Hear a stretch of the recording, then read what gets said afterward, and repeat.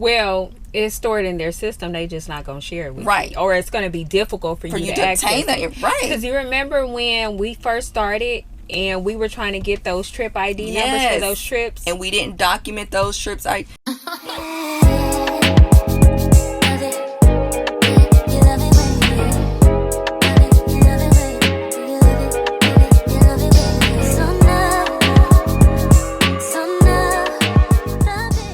Hey guys, welcome back to Nemt Van Talks. I'm Jasmine. And I'm Monica. And we're the owners of an Nemt business based in California.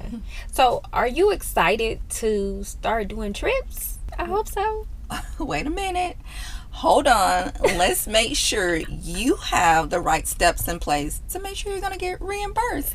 Absolutely. The last thing that you want to do is start doing trips and not be compensated for the trips that you're doing. So let's talk about it. All right, girl. First of all, there's so many ways that you can be reimbursed. Whether you work with state Medicaid, you're working with the brokers, you have a private pay customers, or you just have contracts in place with different entities, right? Yep. So let's talk about the first one, right? If you are contracted with your state Medicaid program, what is that like? What is the process like for you to be reimbursed? And so if you want to go to their website, complete that application, become vendorized to contract with them, and then you want to make sure you learn about their billing process because it's different, right? And they do have trainings that they can teach you on their billing process, about their billing procedure. And then if you just want to hire a third-party entity to come in to oversee the billing for your company, you can do that as well. Right? But it's still important for you to know the steps and know what that process look like. And I'm going to be honest, working with the state and actually doing the whole billing stuff, it can be very overwhelming. Very. So for a small business owner, it's definitely something that you can learn if you have the patience to get in there and try to figure it out. But most small business owners just hire a third-party agency to handle the billing. So I will throw that out there. Another thing is, if you're doing trips for the state, you want to make sure that you are getting prior authorization, right? Yes. So if someone calls you and they have state Medicaid or Medi-Cal, you cannot just say, okay, I'm going to go ahead and do this trip for you. No, you cannot. You have to be a vendor of the state. You have to be approved. Your drivers have to be approved. Your company has to be approved. Your vehicles have to be approved. So don't try to jump the gun and try to do that trip and then think you're going to double back and you don't get compensated. Yeah, it's not going to happen that way. So you want to make sure that you're thoroughly looking into your state requirements, going through the vendorization process before you do any trip at all for clients that have state Medicaid. Okay. Now the next one is your private pay clients.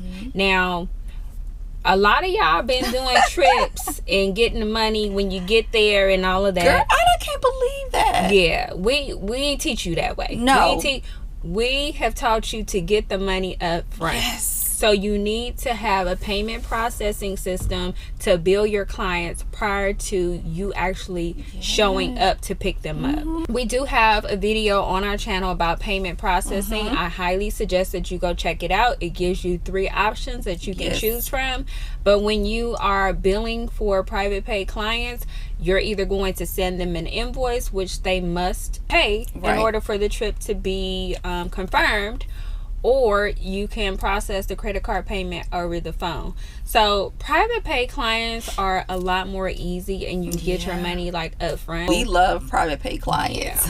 Yeah. You're so right. It is much easier to get your money up front. You don't have to worry about an outstanding invoice because, like you just mentioned, the trip is not confirmed until the payment is received, and so you're getting the money right away. Oh, you know what I want to say? Because this has happened to us a couple of times. So one thing that we experience is, and I want you guys to be cautious of, is when you are sending your clients invoices, you want to make sure that if that invoice is not paid within 24 to 48 hours, you go in and cancel it.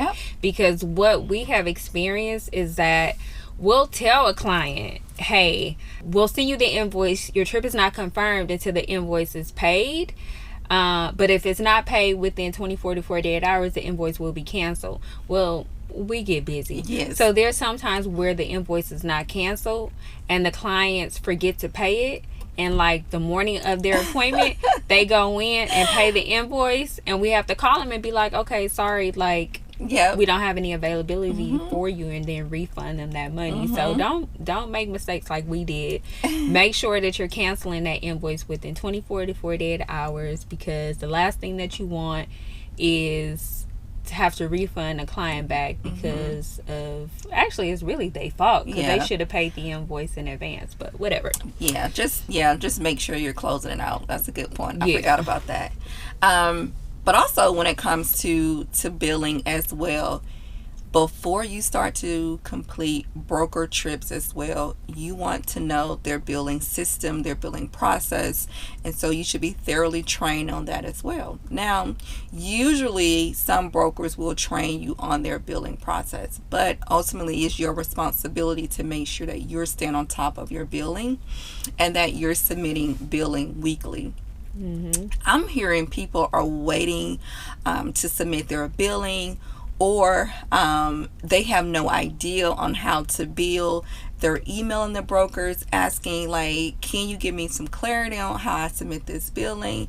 And they're not returning your email. After they have already done the trip. Right, after they've completed the trips. How many days do transportation providers get to bill for a trip? Is it like a month? They give you like a month, up to 3 months. But here's the thing, I never recommend that, because if you wait that long to complete your billing, you're going to forget to bill for a trip. It's going to happen. I don't care what process you have in place, you're going to forget something, because that information is not stored in their system. So once you pull your manifest, well, it's stored in their system, they just not gonna share it with you, or it's gonna be difficult for you to obtain that. Right, because you remember when we first started and we were trying to get those trip ID numbers for those trips, and we didn't document those trips.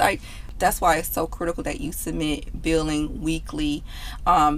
At least document your trip ID numbers. Document your trip ID number, so just in case that information is not stored in the system, or you need to go back to reference that information, you have your own copies. Having a scheduling software and a driver's log in place will help you with that as well. So, for example, if you have a scheduling software in place, all of that information is stored within your scheduling software. The trip ID number, you're able to submit for billing. It's so much easier. But also you want to have a backup plan. Your driver still should be manually completing a driver's log, which will also capture that trip ID number as well, just in case you need to go back and reference it. But again, never wait longer than 2 weeks to submit your billing. Make sure you know how to submit your billing. Make sure you're asking those questions. That way you can make sure that you're reimbursed when you complete those trips. Yeah. And then like your billing for your private organizations, like skilled nursing facilities and health plans, same thing. Usually you would send an invoice for those. So whatever trips you did for, whether it be a 2-week period or a 4-week period, you would just go ahead and send out a detailed invoice to them, and then they would reimburse you based on the time frame that you put within the service contract. So I mean, with those different private agencies, it's not too complex. I mean, creating an invoice is a pretty simple thing to do. The only thing with those type of organizations, you probably are going to have to follow up when payment is overdue, because that does happen. But I would say the most challenging when it comes to billing out of everything that we just went over would be your state Medicaid and your broker.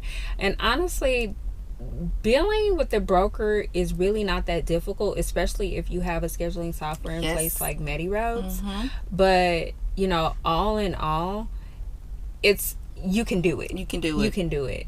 But you do want to make sure that you're getting your money. And so you want to make sure that you have a clear understanding of the billing processes for anyone that you get in bed with prior to completing trips. I know as new NEMT providers, we get excited when opportunities arise. We just want our wheels to start turning. But we have to make sure that we are protecting ourselves and our business. It is going to require a little bit of research and digging deep to find out what some of these other agencies' processes are like. Yeah, absolutely. And it's just important, you know, you want to be reimbursed. Who doesn't want to get paid for the services that you are providing? And so it is just so critical that you know that process before you start to do those trips. Don't wait until like you done trips for the entire month and now you're trying to like, how do I get paid? How do I get compensated? You need to know beforehand. Yep. Yeah. If you guys have any questions in regards to billing, definitely drop them in the comment section, or feel free to schedule a one-on-one call with us. We can go into each of these categories more in detail and really make sure that you have a clear understanding of what the process is like when it comes to billing for your services. Absolutely. All right.